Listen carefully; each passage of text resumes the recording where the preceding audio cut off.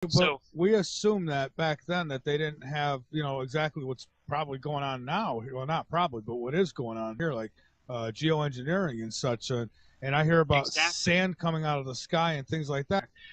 Lost Book of Enki tells it very clearly. They were technological stuff, and they were all glowing as they went down with Marduk, and they were smashing each one as they went down.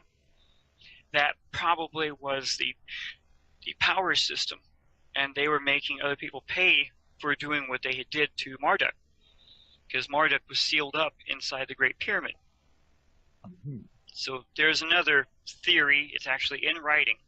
I mean, Sitchin, either he was the best BS artist anyone had ever heard, because he did all these tablets, and in the tablets he said they had energy weapons, they had this, they had that, they had the ability to come from Nibiru straight to our system, although they never told how much time it was, you know, but clearly it wasn't a NASA shuttle they were using. You know, he described all that stuff, and in tablets number 9, number 10, he goes into exact detail as to when they found out that Nibiru's orbit was altered and why it was doing the damage. Mm-hmm. Well, I think you're muted on us. Yeah, well, Yeah. probably on the right side of our system, because Nibiru comes through clockwise, according to let's see, Robert S. Harrington. He says it had an orbit. He never said it had a ecliptical thing. He said it had an orbit, and the orbit was about 35 to 40 degrees on the ecliptic. And when you look at the orbital ecliptic of Sedna compared to our system, God, it's almost the same. So, you know, they had technology. They had very advanced technology. And if you followed everything they did in the different things, they knew that this stuff was going to bring Nibiru too close to Mars, thereby taking it too close to the Earth. Now, Nibiru was a big planet, and it has its own moons. So are these the moons that were swinging through our system around Nibiru that they actually saw back between 1558 and 1600? I don't know. But Nibiru, its orbit never comes any closer than between Jupiter and Mars. So something was clearly seen every single time something happened. And Well, the ancient Egyptians called it the destroyer.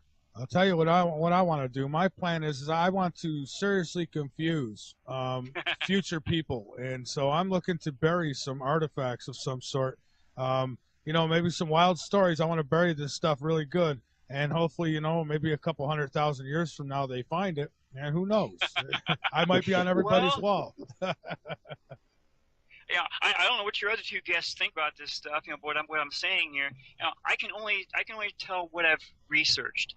My first Right. research had nothing to do with Sitchin or Velikovsky. All of my friends told me, don't even think of reading their stuff. It's all BS. So I did all my research on my own, on the internet, using a time frame between somewhere around 1558, and all of these things just dropped right into place.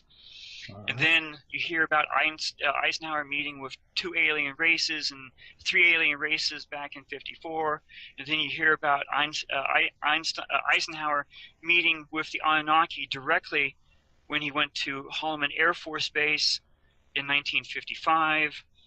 And then you hear about the leaked information that went in the early 2000s from a high-ranking Jesuit priest to Christopher Barbato, which was handed to his friend Lucas Scantamburlo, which did a 2-hour video with Project Camelot in 2008.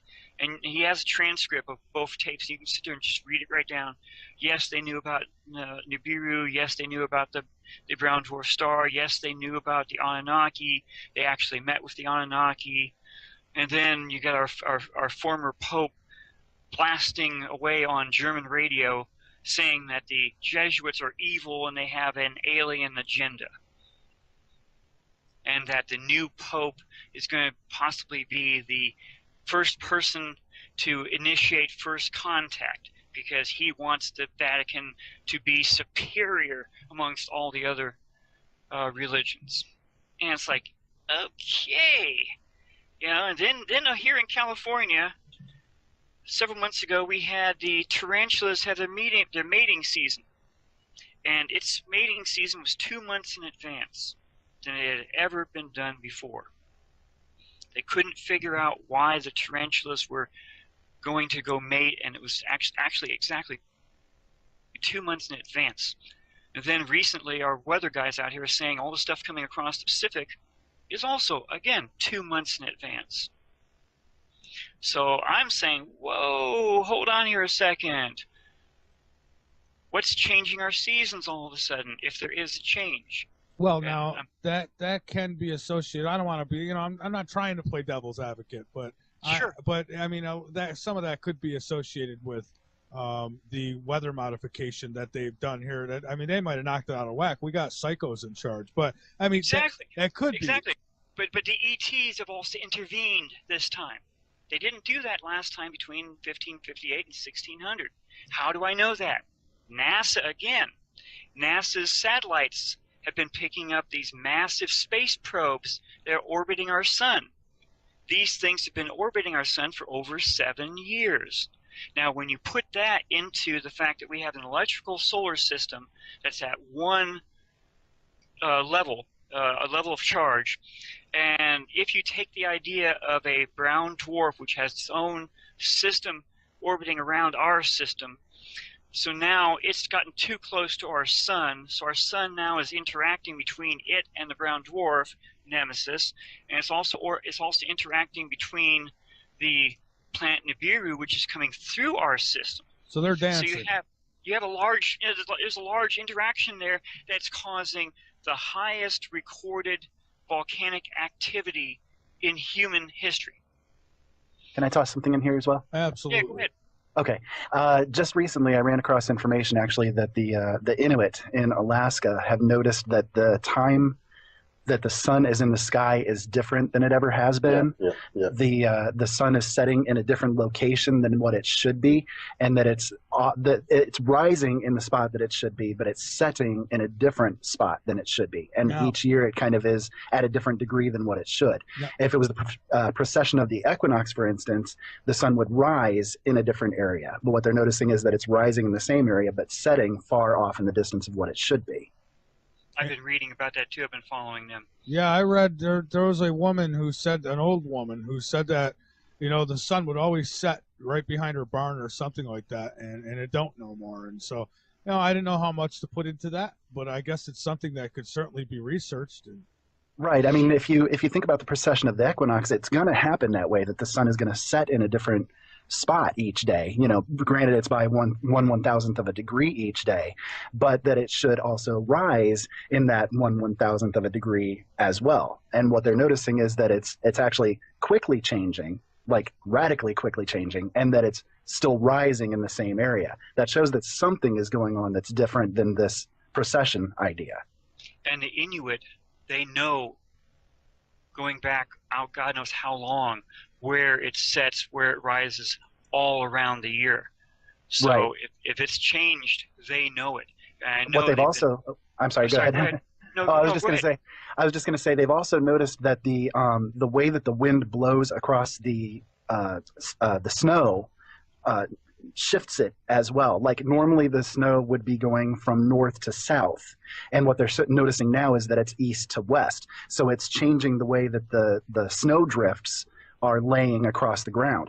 They've normally been north to south, and they could find their ways back to their homes, for instance, by following the north-south trails that are made in the snow by the snow blowing, by the drifts. And now they've had to change things because it's actually going east to west. And they've said that they've noticed that much of their weather has changed there because the weather is now coming from the east instead of from the north. And it's much worse because from the east, it's getting much more of a turbulence going on. Right. Now, one thing I want to point out amongst all the things I was talking about, I always mentioned heat and cold. Heat and cold. Have either of you two, or all three of you, have either of you ever read the Colburn? I have. Hardback version. I have, yes. I've read parts of it. I haven't read it all though. I read the parts that persist that contain, you know, about this destroyer. Okay. Now, the destroyer is mentioned several times around inside the Kolbrin. The Kolbrin has various different accounts. One of the accounts was, which actually matches exactly where Lost Book of Enki ended, where Enki went beyond the orders of Enlil and was not supposed to tell anyone about what was the flood that was going to be coming up. He went to Zerasudra, which was the other name for Noah.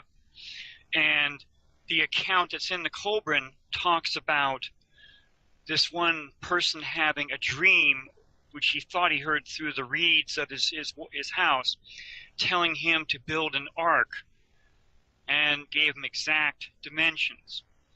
And the ark was built exactly the way it was told.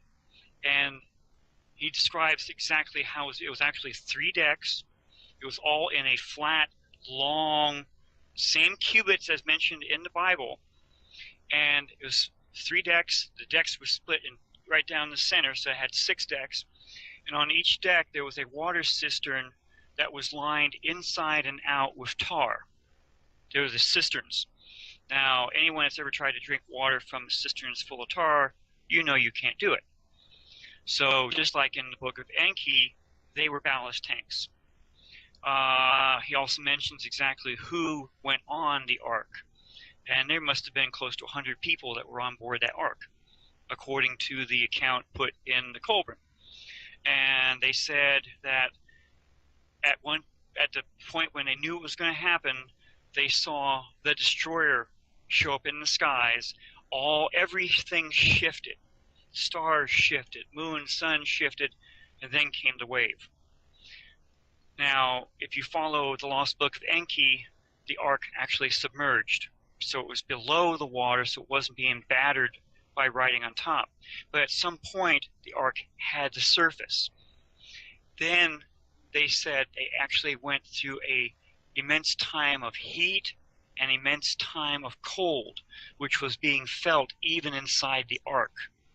Now, as I grew up in the 60s and 70s, I kept hearing about people going up on Mount Ararat, and they were looking for the ark because, spy planes had gone over and they took photographs, and several of these people with their teams actually found the ark, but their cameras wouldn't work, or they didn't have their cameras, so they drew what they saw. And right in front of you, you have the drawing of the ark, which will split open, showing 3 decks, and looks and matches the exact account from the Kolbrin, telling how this thing was built. Now, to get into the heat and cold part, an author years ago, actually 2 authors, they wrote a book. Hold that thought there, Robert. And I have read most of it. I didn't read it all. There's, I certainly went after the parts that referred to what we're talking to tonight and are talking about tonight, and it's fascinating. I'll tell you, it's said to be the oldest scripture, I believe, that exists.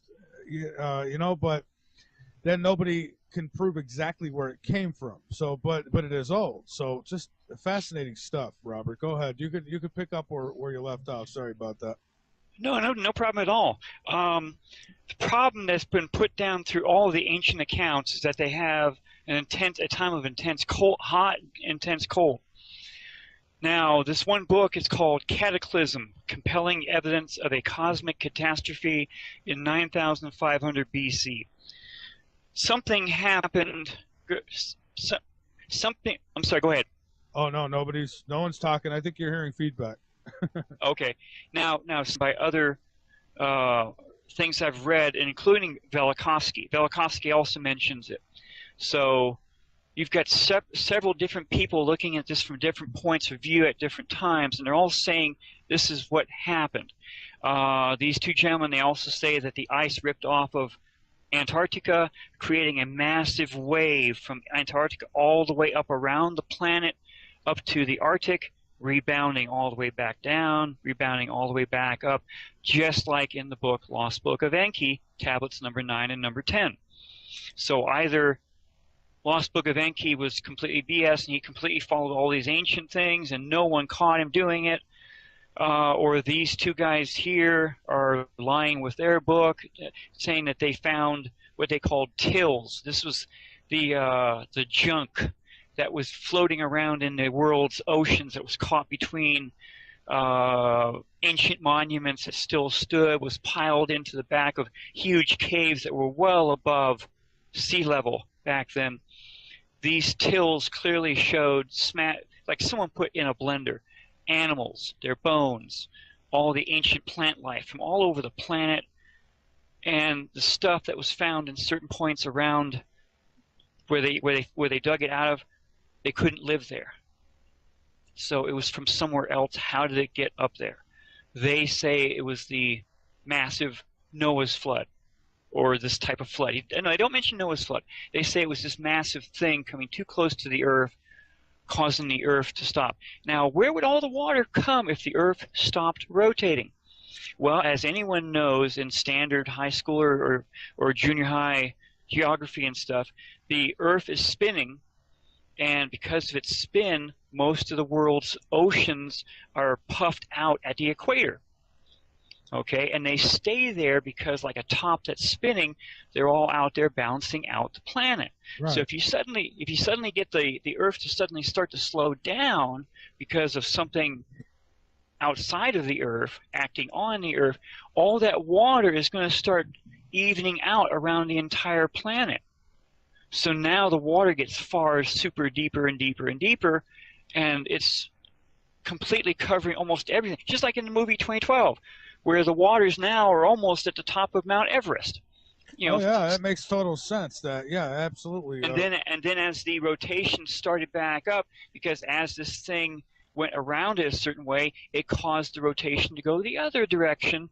So as the rotation started to pick up, the water receded back out to where it was supposed to be at the equators. But now, because of tectonic plates doing this or that, it has to settle into different locations where it had never been before, or it went back to exactly where it was, and the ground is starting to dry out. Now, anyone who's followed any of the prophets, Nostradamus talks about two suns in the sky, where the Earth lost its gravitational force and then suddenly regained it again, all this different stuff. But there's Mother Shipton. Everyone forgets about her. Supposedly, she wrote all her prophecies before she was burned. She was born just before Nostradamus and died just before him again. Now, other people say, oh, no, Bob, you're telling us all a bunch of junk. This other guy from the 1600s did it. Okay, cool. If he actually wrote exactly what Mother Shipton and actually created it all, then he was an extreme prophet. Because at a certain point in her prophecy, she says, for everyone that survives the century through, all of this will happen.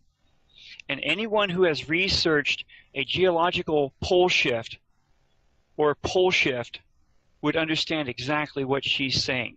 She's saying that the land that was underneath the oceans is now up above, and everyone has to live on top of what used to be underneath the oceans. The water has shifted to new locations, blah, blah, blah, blah, blah, blah, blah, blah, blah. And then she mentions in there, at a certain point, a silver craft comes to view and spews out men of like unknown. First contact, if you follow the time frame that she has put out. Okay? So we've had a whole bunch of prophecies and stuff. They all came from over 2,000 years ago, and they all supposed to have happened by June 1st, 2013. Not one of the prophecies have come true now. So you can either say they're all BS, or someone has stopped them from happening. Now, there's a doctor that you probably know him, Michael. He's a remote viewer. Courtney Brown. Uh-huh. He did a remote viewing thing from 2008 to 2013. In his remote viewing, everyone that was in his team all said that by 2013, June 1st, massive meteorites would have hit the world's oceans, causing massive displacement waves. These displacement waves would have cleaned the Hawaiian Islands. Nothing was left on them. Washington, D.C. was gone. The capital was gone. Advocates. Everything that should have happened by December 21st, 2012 never happened. But if you go back to the end of the last Aztec world or Mayan world, 5,200 years ago, something did happen. National Geographic made it very clear. They did a show years ago talking about pole shifts.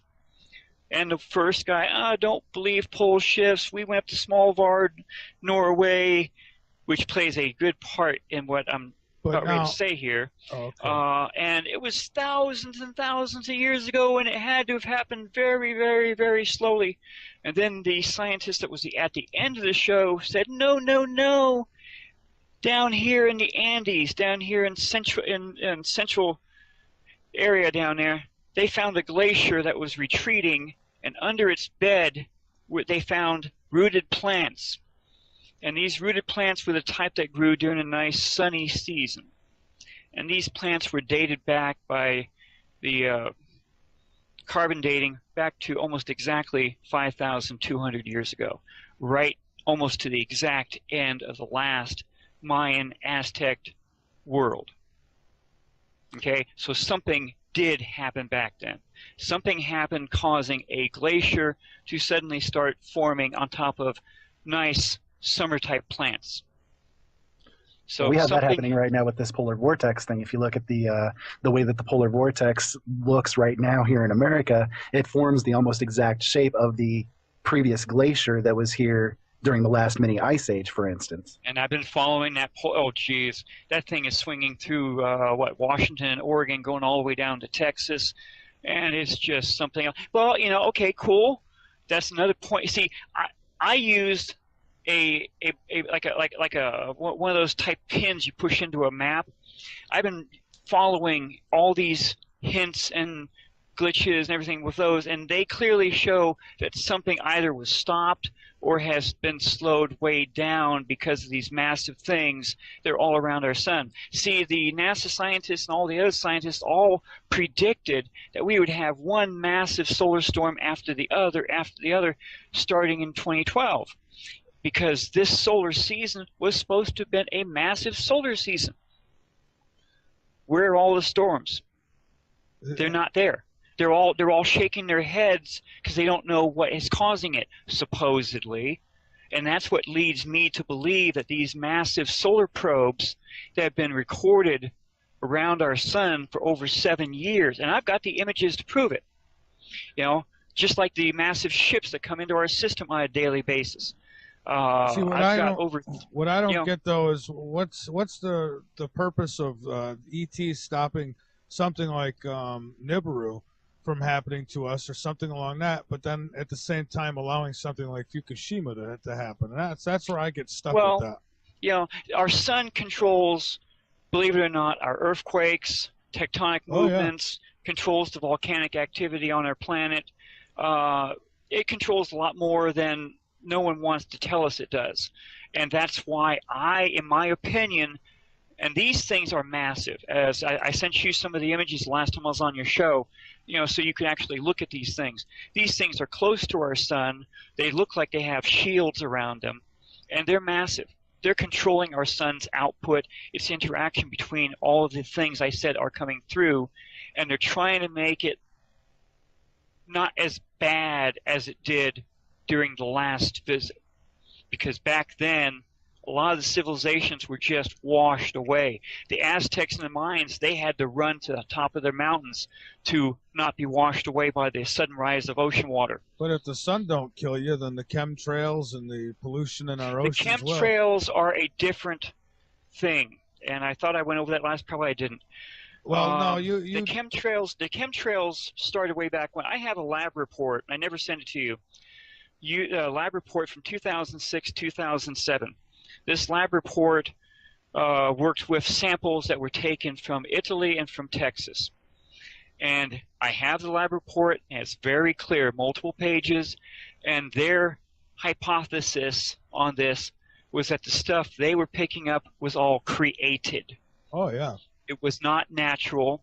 It was all created, and it would cause what they called more gallons.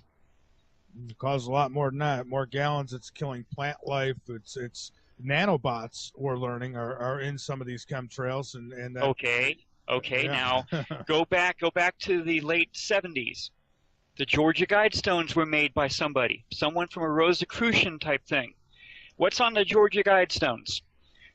On 3 massive stones in every language known around the planet. Well, now hold on. There's a basic 10 commandments saying don't do this, don't do that, don't do this, don't do that, and never allow the population to go above 500 million again.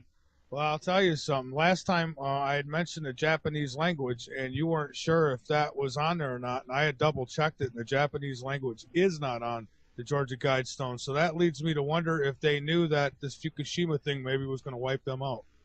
I don't know. Okay, now go ahead further in time. All the FEMA camps were built around the United States and into southern Canada. All the huge amounts of caskets were being built, and they were buried really close to the FEMA camps. Up until 2013, we were hearing one account after the other, after the other, after the other, of every known agency in the United States government buying massive amounts of ammunition, buying massive amounts of handguns, rifles, whatever. A lot of the police departments were now suddenly buying up used military equipment. Now, I know I have the pictures of it.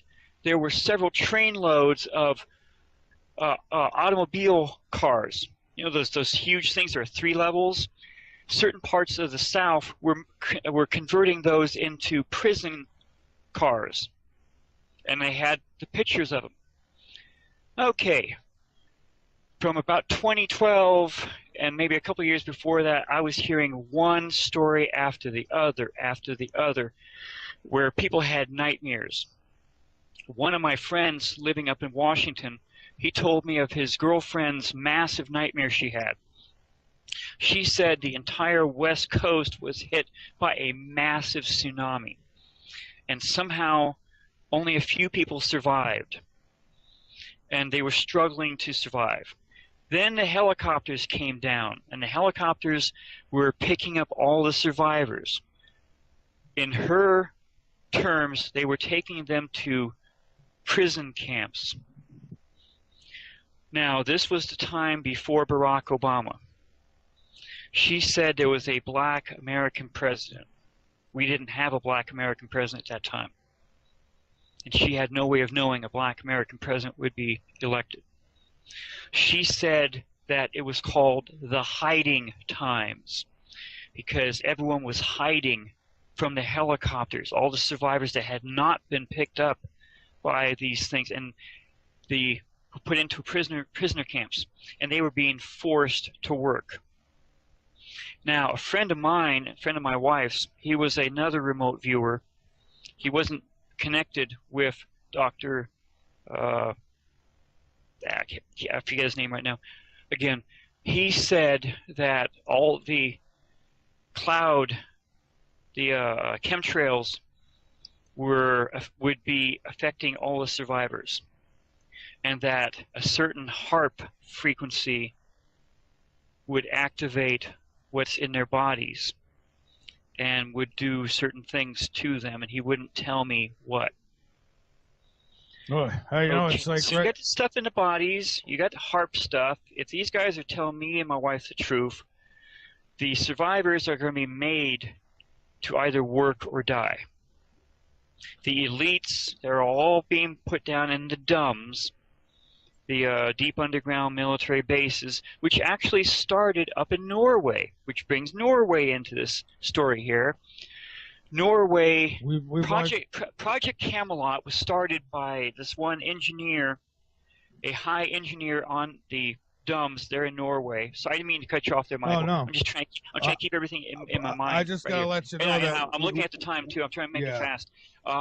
he turned politician, and he outed Norway for building all of the DUMBs, deep underground military bases. The elite will go into all those bases, and the other people have to survive on their own because Nibiru was coming. Okay? He said it even back then. And that was exactly why the Doomsday Seed Vault was built there in Svalbard, Norway. Because if you remember, going back to 1558 to 1600, fire from the sky burned everything that grew, wiping everything out that grew, and then the seasons changed. That's why the Seed Vault and every other seed vault that has not been touched by the news media around planets were built. The Doomsday Seed Vault only hit the news because the builders of the Seed Vault was and is still a who's who of the billionaires around the planet. Just like the billionaires who bought their ARC tickets in movie 2012, they're from Rockefeller, Bill Gates, all the way down. They paid for the Svalbard Seed Vault. See, all these little things and other things, one pin after the other, following something that's supposed to be happening.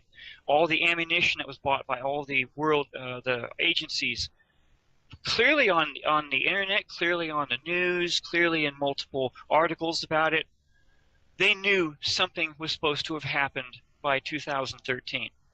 Nothing happened. Well, then we could be off too. Yeah, there was a lady. She was a YouTube type person. Her name was Just Call Me Kit. She did a radio show back in 2012 where she was following all of the federal contracts. The federal contracts were pulling everything away from all of our coastlines. We are out of time, Robert. So I'm sorry about that. Yeah. Oh, it's quite all right. We are going to have to do some more shows. That's all there is to it. So I appreciate you putting up with the rush here, but yeah, we're out of time. So anything you want to get out there in the last minute, please go ahead and do it quickly. Keep your eyes and ears open. Follow your news media type stuff. Listen to what they're saying about this thing is happening too soon. This thing is happening too soon. You know, little hints are being dropped. They're being leaked all over the place. The Freemasons, the Rosicrucians, that's a bloodline. No ifs, ands, or buts to me. The Grail, the Holy Grail was a bloodline from the Anunnaki on down. All right, Robert. Well, hey, thank you so much for joining me tonight. We're going to have to do this again real soon. Rascala, thank you as well.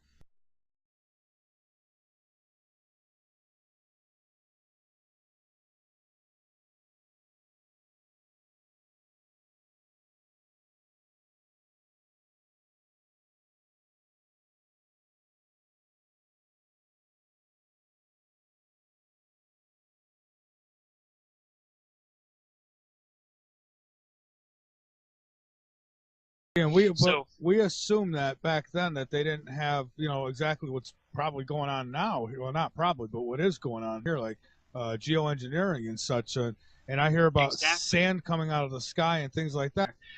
Lost Book of Enki tells it very clearly. They were technological stuff, and they were all glowing as they went down with Marduk, and they were smashing each one as they went down.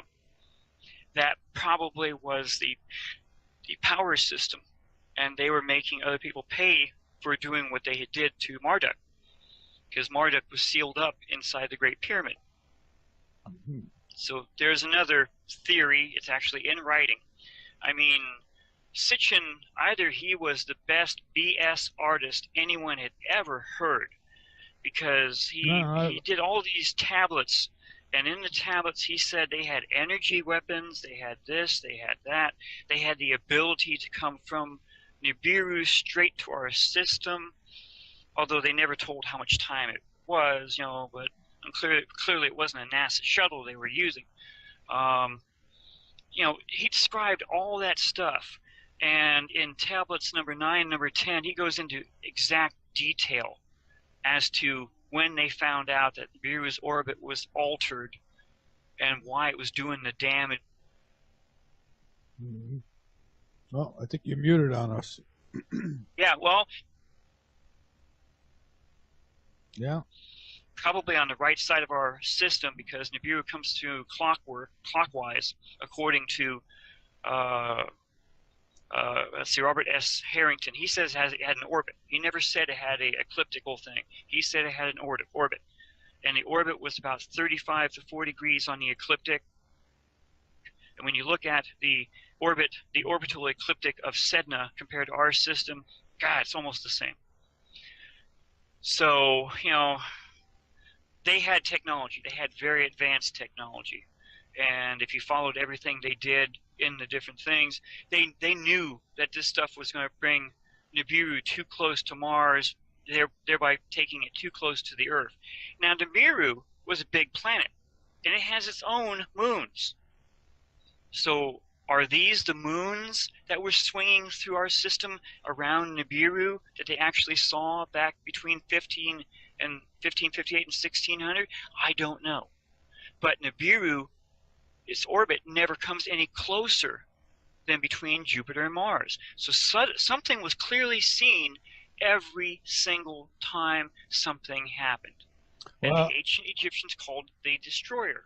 I'll tell you what I want to do. My plan is I want to seriously confuse future people, and so I'm looking to bury some artifacts of some sort.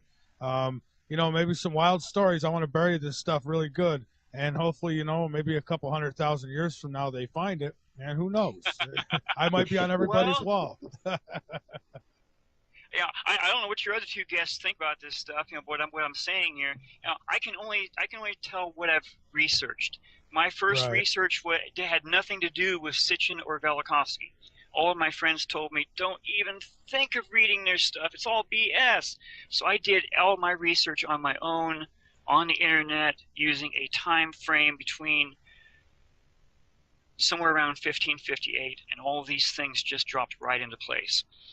And then you hear about Eisenhower meeting with 2 alien races and 3 alien races back in '54. And then you hear about Eisenhower meeting with the Anunnaki directly when he went to Holloman Air Force Base in 1955.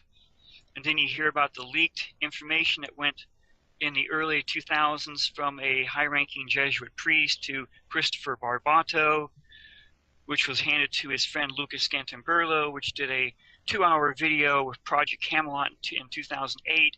And he has a transcript of both tapes. You can sit there and just read it right down. Yes, they knew about Nibiru. Yes, they knew about the brown dwarf star. Yes, they knew about the Anunnaki. They actually met with the Anunnaki. And then you got our former Pope blasting away on German radio saying that the Jesuits are evil and they have an alien agenda, and that the new Pope is going to possibly be the first person to initiate first contact, because